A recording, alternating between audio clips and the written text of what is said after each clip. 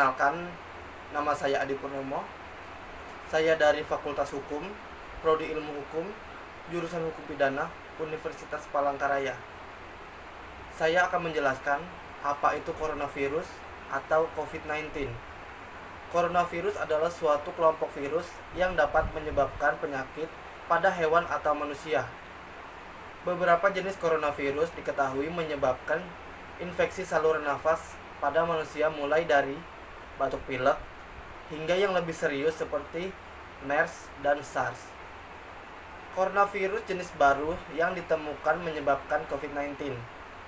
Apa itu COVID-19? COVID-19 adalah penyakit menular yang disebabkan oleh jenis coronavirus yang baru ditemukan. Ini merupakan virus baru dan penyakit yang sebelumnya tidak dikenal sebelum terjadi wabah di Wuhan, Tiongkok, Desember 2019. Terima kasih. Halo, nama saya Mega Kristina, NIM EAA 117207. Di sini saya akan membahas mengenai gejala awal dari virus corona serta cara mengatasi gejala tersebut. Gejala awal infeksi virus corona bisa menyerupai gejala flu, yaitu pilek, batuk kering, sakit tenggorokan, bahkan sakit kepala. Setelah itu, gejala dapat hilang dan sembuh atau malah memberat. Penderita dengan gejala yang berat bisa mengalami demam tinggi, yaitu suhu tubuh di atas 38 derajat, batuk berdahak bahkan berdarah, sesak napas, dan nyeri dada. Gejala-gejala tersebut muncul ketika tubuh bereaksi melawan virus corona. Gejala virus ini umumnya muncul dalam 2-2 minggu setelah penderita terpapar virus corona.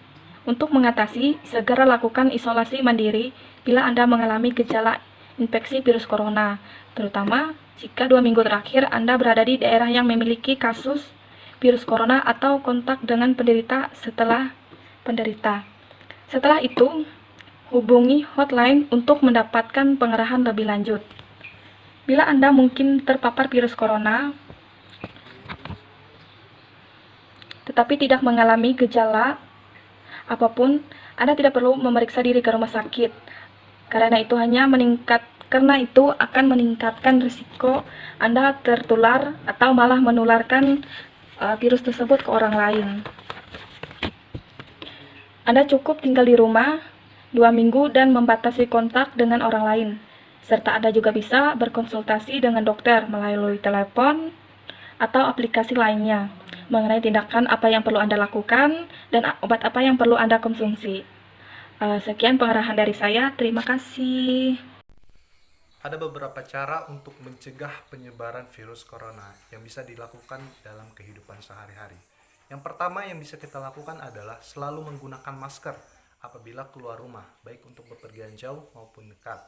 Yang kedua, selalu mencuci tangan pakai sabun sebelum masuk rumah. Lebih baik sekaligus mandi dan pakaian yang telah kita pakaikan direndam di baskom yang bersihkan air deterjen. Yang ketiga, menerapkan pola social distancing. Artinya, hindari kerumunan banyak orang atau jangan sekali-kali berkumpul dengan orang banyak. Yang keempat, jangan melakukan kontak fisik secara langsung dengan orang penderita atau orang yang terinfeksi virus corona maupun keluarga dekatnya. Dan yang terakhir yang bisa kita lakukan adalah mengikuti aturan pemerintah yang telah diberikan kepada masyarakat dalam bentuk PSBB atau pembatasan sosial berskala besar. Itu adalah langkah-langkah atau cara-cara untuk menghentikan atau memutus rantai penyebaran virus corona atau COVID-19 yang terjadi pada saat ini. Perkenalkan, nama saya Agnes Dwi Putri, NIM saya EAA 117198. Di sini saya akan menjelaskan apa yang harus dilakukan jika Anda terjangkit COVID-19 atau virus corona. Yang pertama, Anda harus mengarantina diri sendiri setelah melakukan kontak dengan seseorang yang positif COVID-19 atau melakukan perjalanan pada wilayah yang terjangkit virus. Yang kedua, CED menyarankan untuk segera mencari pertolongan medis jika muncul gejala-gejala virus corona dan mereka akan memberi tahu langkah-langkah yang perlu Anda lakukan. Yang ketiga, saat pergi keluar rumah, dianjurkan untuk Anda mengenakan masker Jika tidak bisa mengenakan masker, coba untuk menjaga jarak aman dari orang lain untuk melindungi mereka dari paparan virus. Yang keempat, selanjutnya dokter akan melakukan karantina terhadap Anda untuk mencegah virus tertular kepada orang lain. Terima kasih.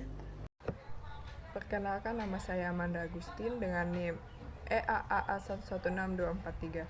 Di sini saya ingin menjelaskan bagaimana peran pemerintah dalam menanggulangi dan penanganan untuk mencegah penyebarluasan COVID-19 di Kota Palangkaraya.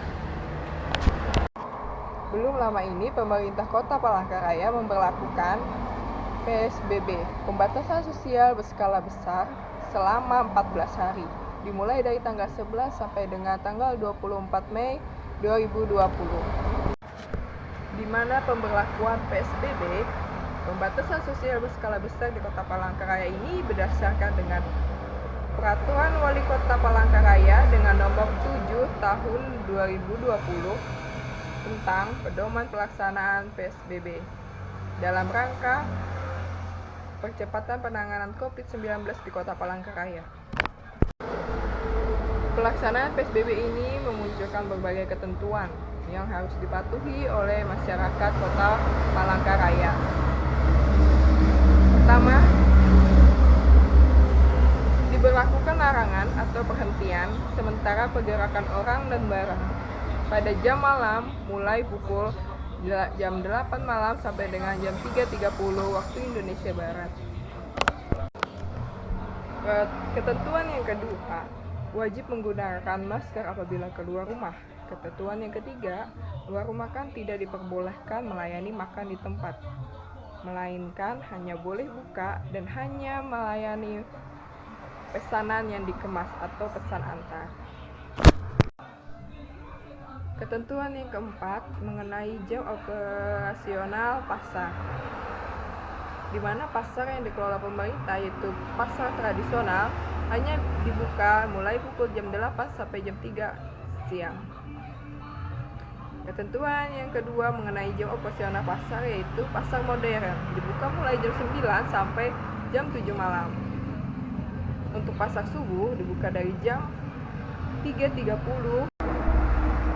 Untuk pasar subuh hanya dibuka dari jam 3.30 sampai dengan jam 7 pagi. Untuk pasar Blauran hanya dibuka dari jam 4 sampai dengan jam 7.30 malam.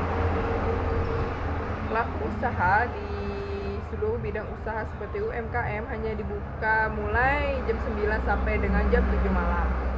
Ketentuan yang kelima mengenai setiap pelaku usaha yang melanggar ketentuan yang diatur dalam peraturan wali kota ini akan mendapat sanksi administratif seperti yang pertama, teguran lisan atau penahanan kartu identitas. Yang kedua, penutupan sementara kegiatan usaha selama PSBB. Yang ketiga, pembekuan izin atau pencabutan izin sesuai dengan mekanisme yang berlaku. Ketentuan yang keenam, kegiatan olahraga. Kegiatan olahraga ini dilakukan secara pribadi, tidak berkelompok. Dan yang ketentuan ketujuh yaitu penggunaan pengendara mobil, yaitu penumpang hanya boleh mengangkut maksimal 3 orang dalam satu keluarga dan satu rumah. Penggunaan sepeda motor tidak boleh berboncengan kecuali satu keluarga atau satu rumah yang dibuktikan dengan KTP, SIM, KK, dan identitas lainnya. Untuk ketentuan ke-8 itu mengenai pelaku usaha panti pijat, refleksi, spa, warnet untuk wajib menutup sementara usahanya selama masa PSBB. Demikianlah ketentuan yang diberlakukan selama PSBB di Kota Palangkaraya. Dibutuhkan kesadaran untuk masyarakat mematuhi setiap kebijakan yang dikeluarkan oleh pemerintah. Mari kita bersama menghentikan penyebarluasan COVID-19 di Kota Palangkaraya, kota cantik kita.